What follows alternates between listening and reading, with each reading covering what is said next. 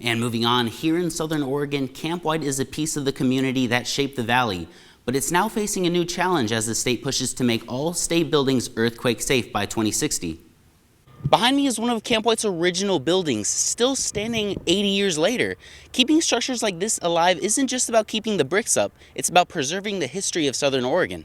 Built in just 6 months during World War II, Camp White once stood as Oregon's second largest city. More than 1,300 buildings housed soldiers, doctors, and even prisoners of war. Older buildings were not designed to code or were designed to older codes. Every time there's a big earthquake, we learn new things and we then update our building code so next time those don't happen. But if the buildings already exist and they survived a previous earthquake, they may not mean that it will survive the next earthquake, right? Historians say preserving Camp White isn't just about the buildings, it's about keeping the region's story alive. But the White City Industrial Park wouldn't be there without Camp White. There are still houses and churches, buildings that were Camp White buildings that are still in use all this time later.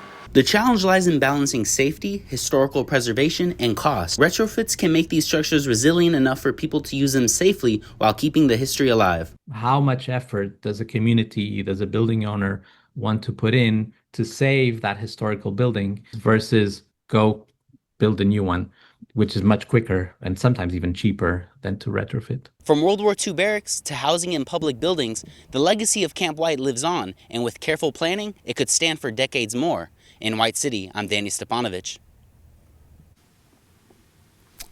Camp White has been around in the community for 80 years longer, and hopefully we'll see it last even longer.